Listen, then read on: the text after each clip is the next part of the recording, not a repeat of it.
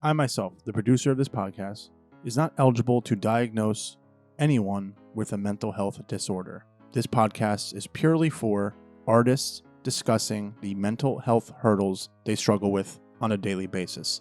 Hello, everyone. Welcome back to another episode of the Where Is My Mind podcast. I'm host and creator of the podcast, Christopher Orangeo. I fancy myself a writer.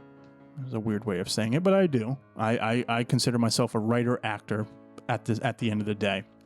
I went to school for writing, directing, acting, all of the above, and I fell in love with the concepts of telling a story, whether it be writing, editing, or acting.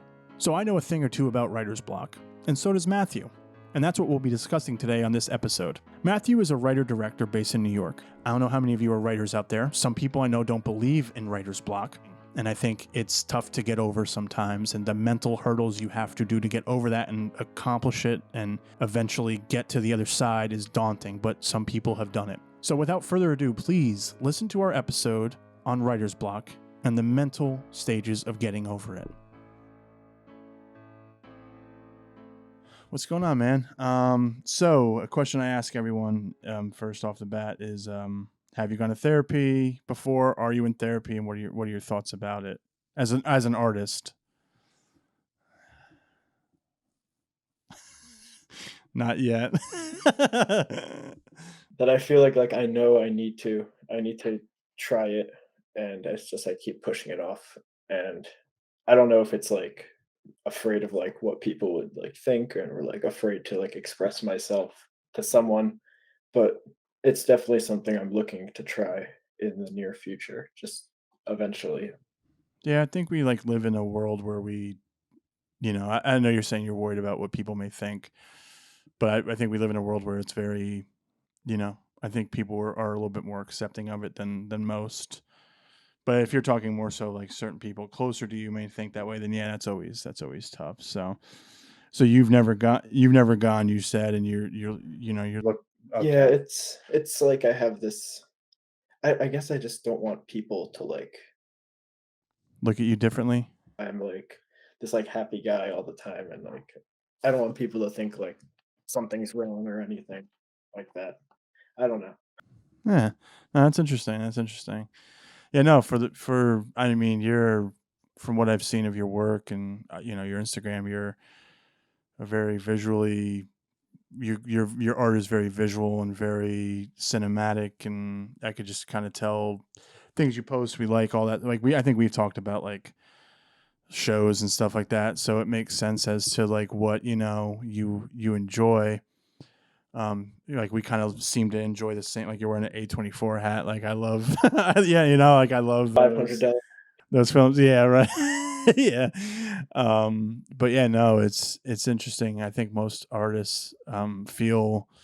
I don't know. I think most artists are more sensitive than not, but the word sensitive is just so. I don't know, it's such like a. I think there's such a negative connotation to that. So, I think we're a little more thin-skinned because we're putting everything out on, we're ready to, how do I say it, like we're just ready to kind of like put our insecurities and put our fears on paper, in sort of speak, and then like we're going to expose it to the world. And like we were just talking a little bit off air, your film Hunting Bears, at the time we're recording this, it's going to be in a festival, but maybe by the time it comes out, it'll be Hunting Bears will be maybe online or maybe somewhere else. But it's a very, I think that kind of touches, I wouldn't say mental health in a way, but there are certain characters in there that are very, that are struggling with self-identify, identity crisis. Yeah, I wrote that before like all the quarantine and everything. So a lot of people ask like, "Did you write that because like you're isolated?" I was like, "No, that's just how I feel sometimes." Yeah, Sort of like yeah, man. secluded from everything. That's insane. And so how old were you when you wrote that? Um, that was Like 20, 21? yeah, early 20s. It's really good because I think I met you or came in contact with you through an actress I worked with, Katie Maluski. And she's great. Like I think she's like roughly around your age, and you know I I'm kind of in awe of like people who are 10 years younger than me, and they're so very, and I hate to bring up age into it, because like when I was younger, I didn't, I guess, have the confidence to be like, all right, this is kind of who I am as a filmmaker. I'm finally finding that now at 34. Like I feel like I'm feeling that now, or I'm finding that now. um I think, how old were you when you first were like, I want to write, I want to direct? Do you act at all? I originally that's how it all started. I was 16 and I I guess at first I wanted to do it to be like I want to be famous. I want to like do all that. So I was like, I'm going to try to be an actor. And then so I went to like a high school film class, and I like with the intention of becoming an actor like outside of it, but I slowly fell into like filmmaking and writing and being able to tell the story, and made it's more than just having your name out there. It's like Yeah. it's self-expression. It's being able to like tell stories and make people feel a certain way. It all started actually when I don't remember how old I was, but when I saw Interstellar in the theaters, that's when I was like, you could like really make people feel certain ways after watching a film. Like Yeah, I don't even know what film really made me feel like that. I feel like at a young age, I was just always a big fan of movies, like thanks to my grandparents. And then, yeah, when I was around like 21, I was like, I haven't gone to college yet. I've been working kind of full time. What do I want to do? And my mom's like, well, you like movies. I was like, yeah, but my enough mom's to make. actually the one that told me that also. Nice. Yeah. Yeah. Shout out to moms, man. Yeah. Um, but I was kind of like, what do you know, can I make like my love for something like an actual career and hobby, or a hobby for a career actually at first, because I'm going to school for it and everyone thinks it's a hobby, but I mean, how hard you work, it's definitely not a hobby. I feel like hobbies are like things that you kind of go to get away to kill some time. Like, people like yourself, myself, like we're investing a lot of money and time. Like even money like you may raise for films, you still got to spend money to put it into festivals, and you still have to spend money into promoting it. Yeah, festival prices get up there a lot. Yeah, People have no idea how much they really cost on like the back end of it after a I film is agree. done shooting. And yeah, that's how much you should add that into your budget, your overall budget. So would you then, I guess, today in 2022, are you a writer director first and foremost? Would you ever dabble in acting again? What's your right now, what's your first love? Writer director, definitely. I don't think I'm really interested in acting anymore. That's sort of a thing for the past. Yeah, I'm more just behind the camera. I feel the same way, but reverse. I started off writer director, and I'm directing something, in the summertime, just because it was something that I wrote in the beginning of quarantine, and I was like, oh, well, I wrote it with a buddy of mine. I want to do it, but directing um, isn't really. I'm not really fond of directing that much. I don't, I guess I get a little self conscious about, am I a good director? Do I get to push my actors? But writing, I will wear that badge proudly. And I know today we're just talking about the overall. I just wrote writer's block, but I want to kind of talk more about like, you know, does because some people don't think writer's block exists. What contributes to it, and some, maybe for you and I, like some mental exercises to kind of like get through that. So, have you experienced writer's block, and how do you experience it a lot? Yeah, pretty often actually. I just got out of a big block of around, I would say probably like a year and a half. Oh shit! Really?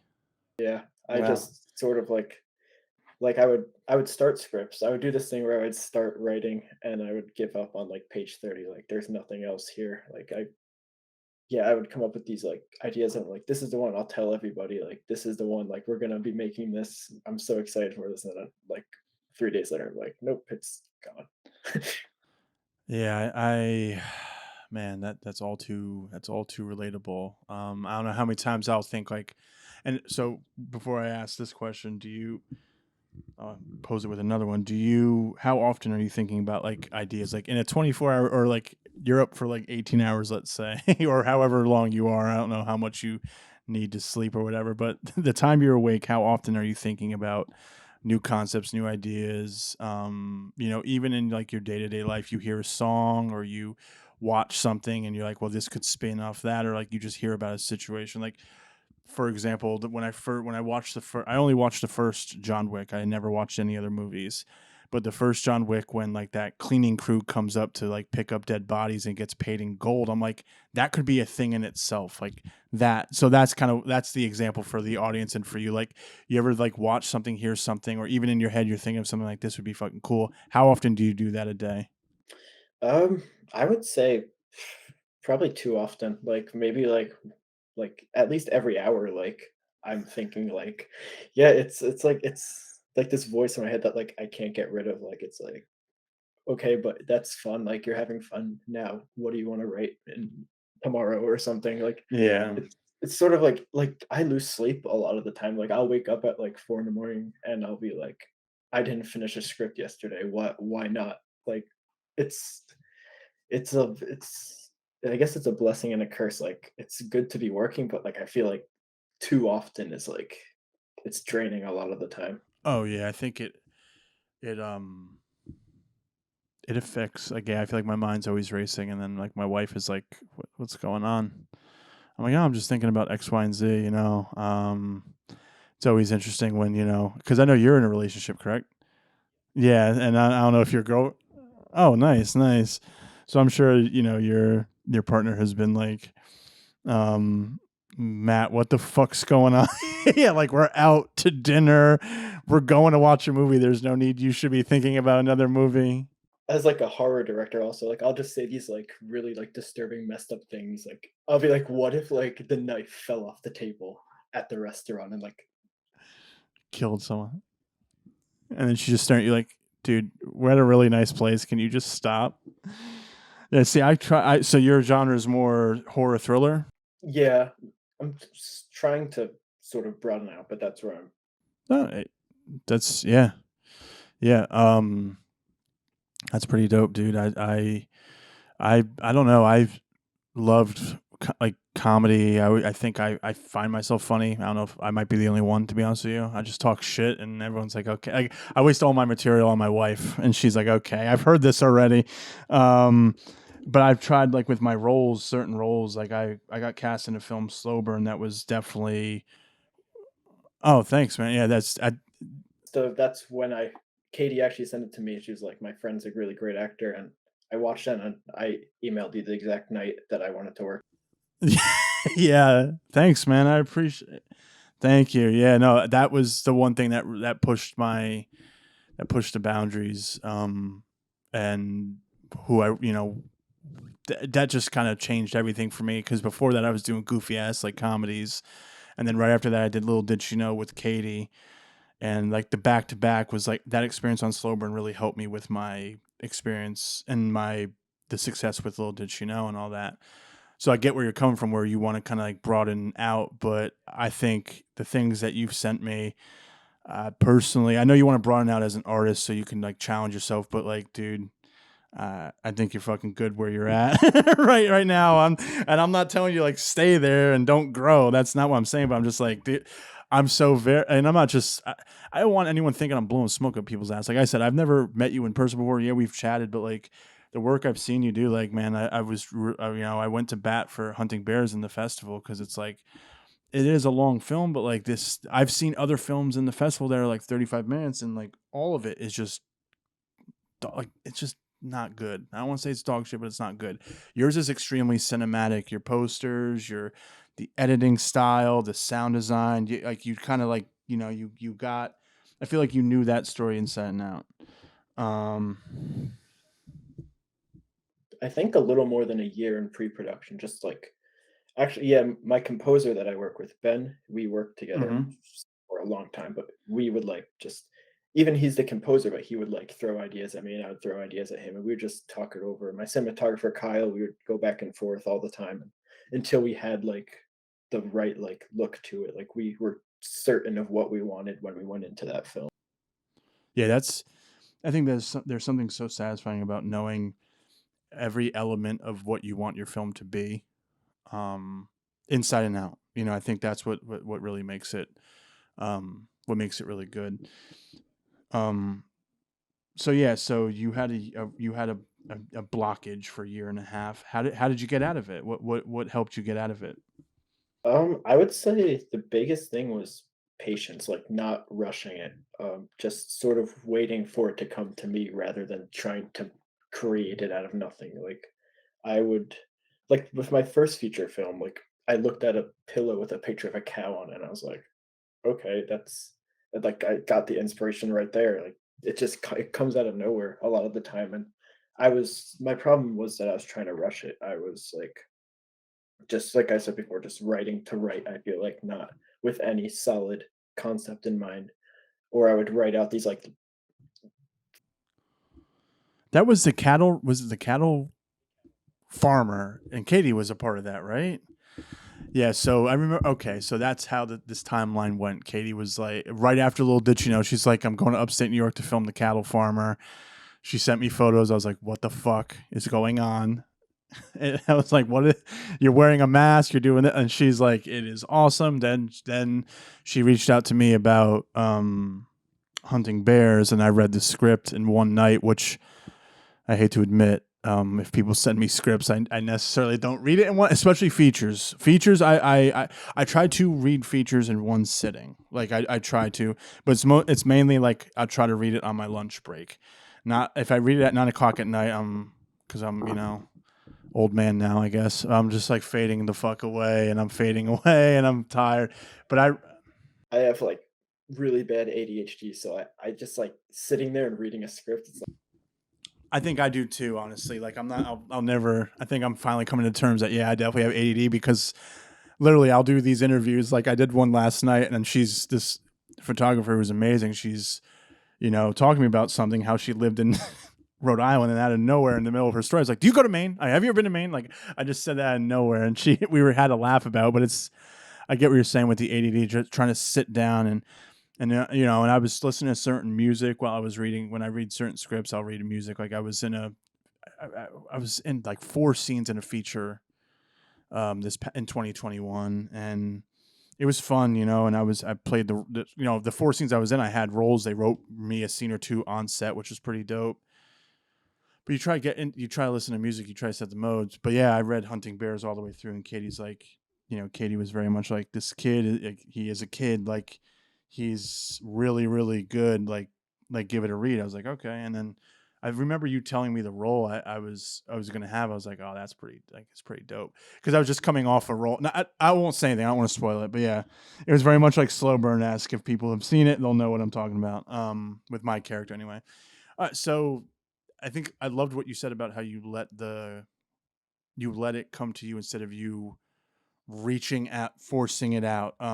Because I kind of try that really hard. Like I've had this idea for this film for a while, which I may pitch to you when we're off air. But no, because it's definitely your mode. But I've tried really hard to like, and I've also, and I don't know about you. For me, I've used to not want to ask other writers for like, hey, can you kind of help me out and like we'll do like this co-writing thing. I always felt like I needed like because I think I felt like writing was my thing, so I need to write all of it. Like I just recently watched a show, the limited series on HBO, The White Lotus. I don't know if you heard of it or saw it. And one guy wrote all of it because usually on those, on these shows, I know you and I love Atlanta. They have 5 6 they have a room full of writers.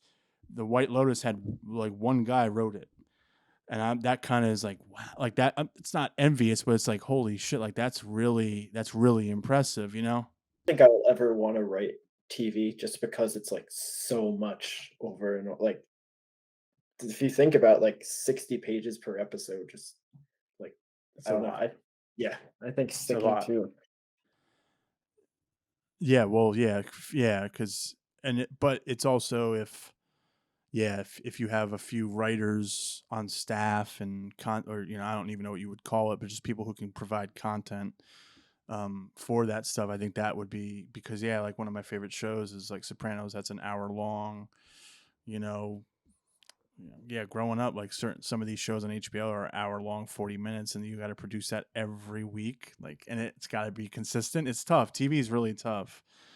So you do believe writer's block exists. Okay. Some people don't.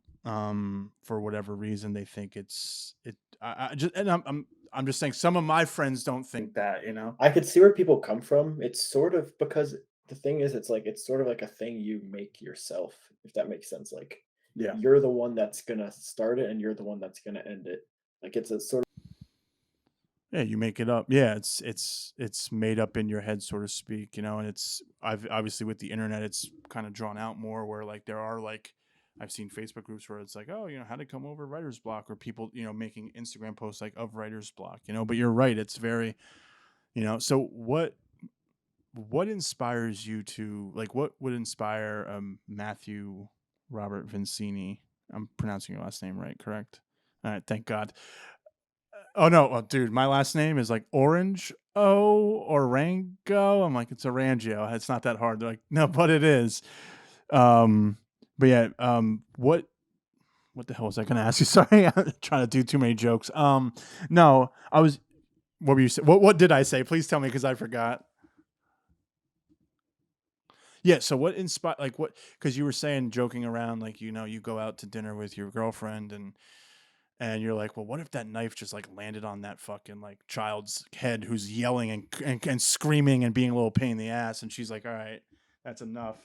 But what inspires you? Like when you sit down, like, is it music? Is it other films? Is it art? Like, is it painting? Is it photography? Like what has been your main source of inspiration lately?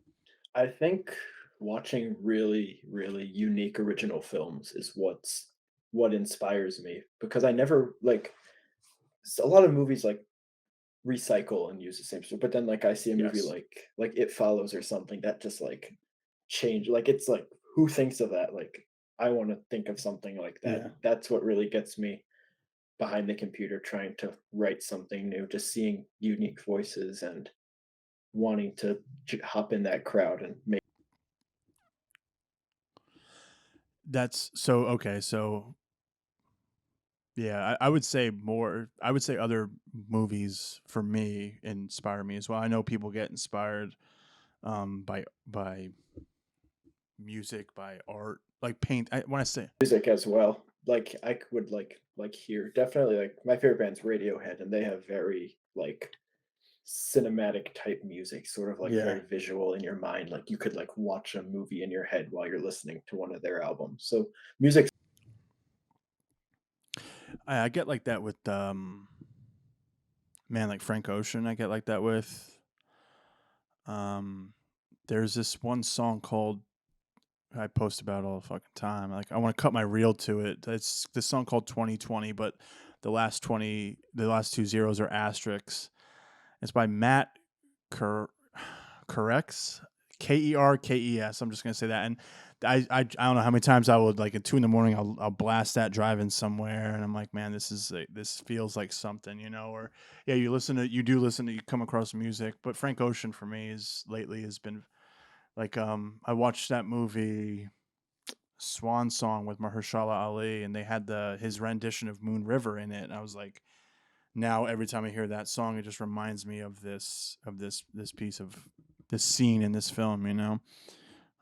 So for you, what contributes to your to writer's block? Is it you know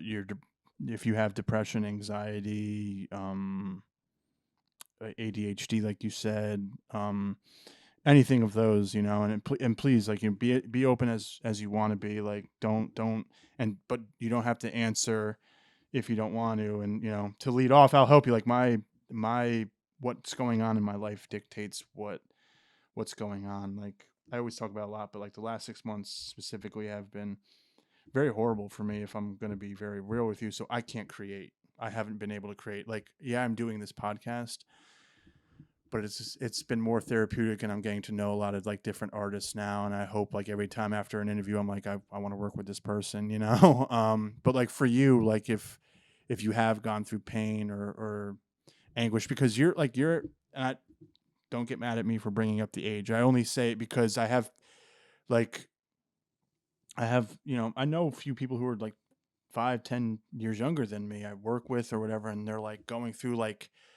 growing pains in the sense of like figuring out who their friends are and figuring out where they're supposed to be in this world. And I went through all that in my 20s too, and I'm still going through it. So what contributes to your writer's block, if anything, depending on like the severity of it? Well, it's a few things I would say.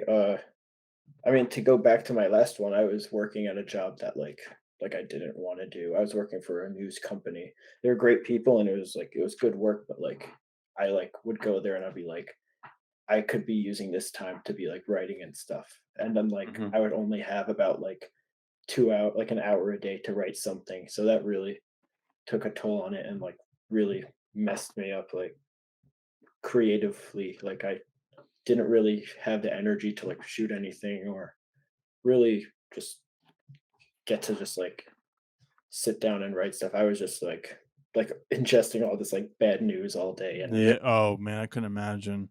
I don't watch the news, so I couldn't imagine working it. yeah, I don't anymore after that. So I left there and that helped me a lot and I was able to really sort of I'm still working to get back on my feet to write again and sort of how I used to be.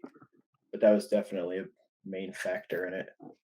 Another big thing is just the thought of like failure, like because like we were talking about before, like it's expensive to make movies. It's like the prices for everything is so high, and like, what if I write all this, I film all this, like put so much money into it? Like, is this the one that's gonna like, is it gonna be worth it in the end? Like, am I gonna make anything out of this, or is it just like gonna go to like two festivals and like get like 5 views on YouTube? That always scares me. Like, just the thought of like not like putting in all the work and then like, okay, I'm back here now after all of that and starting it all. Yeah, I mean that's kind of. I feel like that's a very common theme um with a lot of artists, no matter their their age or how long they've been here or anything like that. I think it's a fear is like making sure that people like it. Like I get into the space of like when it's weird when the script. I think this only happens to me, and it sounds like it happens to you while like it's in the process of actually writing. Like when you start writing and you're in the middle of a project, that's all this like.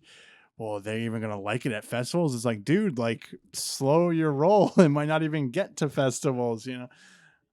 Yeah, let's make it first because that in itself is a fucking handful. So it's like, you know, yeah, it's always like, are they gonna even watch it? Like, is it gonna get 10 views? Is it gonna get 3 likes on Facebook from my family, and that's it? Like, like where is this gonna be? And it's like, no, it's gonna be, a little. You gotta. What am I trying to say? You need to, I think, take it step by step, and not let all the potential future quote unquote issues that you're projecting stunt you from writing. I think it's a way of like psyching yourself out. Another filmmaker I know about this, and he made a feature too at like he's around the same age as me, and we both made features very young, and he's having the same problem as me, like because like with mine, I got it onto Amazon Prime and I had a few screenings with it, and but like the bad reviews are always going to be there, and like it's gonna like it. I know I shouldn't let it get to me, but it gets to you like people just judging it from the outside who like don't know like how much work you put into it, how much work all these Yeah. people did. So like I don't know, like I guess it's like that idea came to me so quick, but now I'm so careful to choose my next idea. Like this is my second one. Like I'm gonna like I need to make it good or I'm gonna be all the way back at the start again. So it's just like doing it all again, I guess, and like trying to sort of like just sort of I guess trying to top the first one, I guess, is Yeah. Yeah. No, that's, I mean, you have what, two features? You have how many features under your belt do you have? One, and then you have yeah, okay. Yeah. But I think, you're going to be able to, and I'm sure you've seen this, like you Cattle Farmer, and then Hunting Bears, right? Because those are the two projects I know about. Um, I'm sure you look at them and you're like, yes, Cattle Farmer is my first feature. But you look at Hunting Bears and you're like, this is what I learned from all the failures. And not failures, but every project I look at. All right, yeah. I'm not trying to be I'm not trying to be a negative fuck, but I'm just saying, like, I'll look at a film and I'm like, one of mine, I'm like, dude, the audio is dog shit, or but I'm hypercritical, dude. I think The cattle farmer was the audio guy quit the day before we shot, so I did the audio, and I that probably didn't, that wasn't helping a lot because you got to focus on directing, dude. Yeah. Yeah, Jesus Christ. Yeah, you're a one man wrecking crew essentially. But no, yeah, yeah, and I don't know if you go through this too, of being like hypercritical of your work, trimming the fat, on an edit is tough, or in a script it's tough to do. Like, do I really want to get rid of this scene, or like I really believe in this scene, or all that, like. And I don't know, man. It's weird. Like you mentioned earlier, like you love projects that are kind of like slow burn ish. Not the movie, just like that's the term. I very like, which I didn't know it was a fucking term. But it's just a very like, it's a very like drawn out. Like it's not happening every. What I find fascinating or interesting in stories and scripts, you may not, or you may, or like I watch certain things. Like I don't watch Atlanta with my wife because she's like, she even said, like, I don't think I would really get it. She needs, or like the things I write that have open endings. She's like, I hate that. Like I need closure. But if there's a story I write where the closure is my character dies, and she's like, well, I don't want that. So it's just kind of like, it's yeah, like it's interesting that some people's take on projects, are never the same. But I'm hypercritical of everything I do, because I want it to be the best, and I think that can hurt, that could harm and help sometimes. But for me, it's more harmful because I'm like, man, like I'm giving too much a shit about this when like people are saying like, nah, dude, like this is okay, like we can move on, or like this is a good final result. I'm like that with hunting bears. Like people will tell me like, "Oh, you did so good on it. It's amazing." But like I'm like, if I could go back, I would change so much and I would do so much different. And And I think that's something that you can add to your next project, though, or what I'm saying, like, that's what hunting so bears is. It's the result of what I learned from what I didn't do. yes, and then what you're gonna do next is gonna, you're gonna learn and take from hunting bears, and you're gonna do that, So, do you do any mental exercises to get out of a funk for writing? Do you? Because I know you dabble in photography, right? Or not dabble? Like I want to say dabble. Like, do you do a lot of photography? It's definitely like an escape for me. I'm big on old film cameras and like shooting on film and just being able to just like shoot super. I want to learn how to shoot. I know it's expensive. Everyone tells me who shoots on film is really expensive. So maybe if I get a bump in my paycheck, but I want to learn how to shoot on film and like just go out and shoot film. So like, would you say photography or anything else? Do you play music or anything? I, I just, yeah, I didn't even see it. I just guessed. You just seem like the type of person that like does all forms of art. So then do you play, like, yeah, what do you do to get out of a funk? Like you said, you had that year and a half funk, and I know you said you let it come to you, but like during that time, what did you do to kind of get out of it? Like, well, first of all, I know I'm throwing a lot at you. I'm sorry. Where do you usually write your scripts? Do you have a home office or a desk in your room, or? Say like they have like a particular spot, I'll write wherever I am. Like if I've written scripts like on my break at work in the break room on my laptop. I've written in I found hotels to be like Have you ever rented a room in a hotel for like a weekend and just wrote, or no? Or is it when you're like traveling and shit? Yeah. like if I'm there, I'm 100% gonna write. I'm gonna take advantage of it like the entire time. I'm Okay. Nice. Do you ever go if you're ever on vacation, do you write? I try not to. Try not to bring my camera. I like to take a break a lot of the time, just sort of not think about having to worry what's gonna come next, and just sort of live in the moment for, like, that Mhm. weekend or week. Yeah, are you yeah, I don't know, man. It's me, like I'm a big basketball fan. Like I played basketball. I'm a big You're a bit yeah, no, you're a bit I see you posting Yankee stuff. My stepdad, my wife, in-laws are all diehard Yankee fans. Yeah, so I guess you know, I'll try to like kind of like veg out and chill and like watch a game, just to kind of like, kind of not that wouldn't necessarily get me out of the funk, but I interrupted you before. So what does get you out of a funk, rather than letting it come to you is do you have a go-to, you know, do you I don't know, some people like for me, I'll smoke and I'll just chill and I'll have a good time. I work in cigars, so maybe I'll have a cigar or I'll try to do stuff that maybe isn't so necessarily artistic. What are some of your I guess, go to traits for doing mental exercises?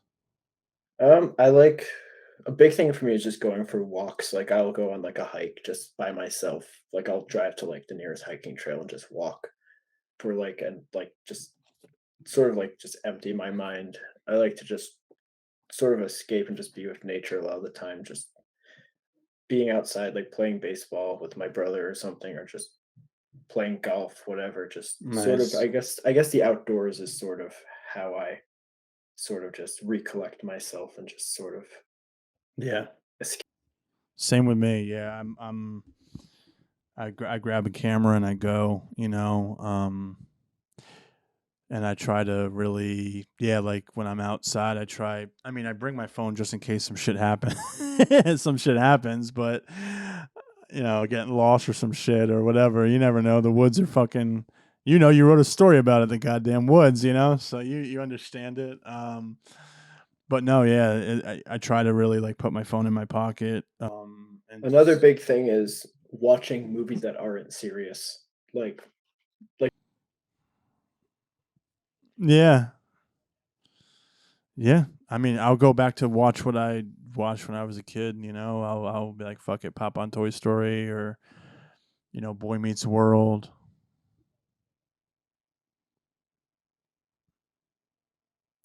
Who are some of your favorites? Oh yeah, well he's a genius. Yeah, I could tell just by your personality. Like you're very like you talk very chill, but I feel like like you said you have a fucked up mind. So yeah, like Tom Segura, John Mulaney. John Mulaney, his delivery is amazing. The what was I don't know. I know it's not called this, but the Tom Jones bit where he's like Diner at 6 a.m. is probably his most like favorite. Is one of my favorite. Did you ever see the show? Yes. Did you watch the show Crashing? Okay, it's with Pete Holmes. I don't know if you're familiar with Pete Holmes. He did Bad Man and all that. Yeah, John Mulaney's on it a few episodes, and he plays such a dick on the show. And I don't know. I don't think he's a dick in real life. Yeah, they're really funny. And then yeah, Tom Segura, he does a podcast with his wife, which is really fucking funny. So yeah, no, I think I like Bill Burr, Sebastian Maniscalco. Yeah, no, he's great. Yeah, Sebastian Maniscalco is funny because like my mom, we're Italian, so like my mom, I'm assuming you're Italian by your last name. Okay. So you'll all right, yeah, that's funny. Yeah, no, so my mom sent me like the Italian Wedding by Sebastian Maniscalco, or like People Answering the Door 20 years versus today, and like that, or like listening to old like Don Rickles where he would just slaughter people. Like I think that's a great, if it makes you laugh, I think it's a great way. Like I keep telling people, like I'm not going to say it's a guilty pleasure anymore. I grew up with it and I loved it. It was the Rush Hour movies. The second one is like I watched the second one a while ago. Like I rewatched it. I turned to my wife. I was like, "Fuck, this is the movie I quote absolutely the most all the time, every day." And she's like, "You're fucking crazy." But like there's just those movies, like you said, that get you out of that like that weird ass, I guess, funk that you may be in. So do you do any writing exercises before breaking through writer's block, or would that kind of defeat the purpose? I liked well, actually, I wrote a feature when I got out of my writer's block. The way I did it was I told myself if I have a lot to write or like nothing to write, I'm gonna write 10 pages a day, not more, not less, and I'm just gonna keep it at that. And I feel like that helped me so much being able to just write 10 pages, just close my laptop, put it away, and be able to just think on it and just come back to it whenever I'm ready to. Nice. Yeah. Yeah, no, I think that's one thing I'm still learning now is like you can't force out writing. It just has to come to, like I have 1,000 ideas, and until one I can't stop thinking about, and when I write it and it flows out, then I know I have something good. So It's the right one. It's a very different from when you're forcing. yes, yeah. So I haven't forced shit in a long time because I don't know. I, I feel like if I forced it, it won't be a good script. Looking at my So desktop now, I see like 20 final draft documents that are forced scripts. you're like, And I they're can't, like eh. it's bad, yeah. All right, man. Well, I appreciate you coming on here. Is there anything you would like to promote, like at your Instagram page or YouTube channel or anything of that nature? Yeah, I'm gonna be working on my YouTube channel. It's Matthew Vincini. I'm gonna sort of document my next feature from the script all the way to festival submissions and festival screening. So I'm hoping to work on that a lot. And Hunting Bears will, like you said, will be screening at the Hang On to Your Shorts Film Festival. When It's a few weeks. This probably won't be out for then, unfortunately. Sorry, but but yeah, man. I appreciate you coming on, and I'm excited for our next episode. So yeah, man. I'll talk to you soon. Yep, thank you. Once again, this is Where Is My Mind, a podcast about mental health and the arts. I'm host and producer of the podcast, Christopher Orangeo. All episodes will be available on Spotify, YouTube, Apple Podcasts, Radio Public, and Amazon Music. Once again, this is Chris Orangeo, and thank you for supporting.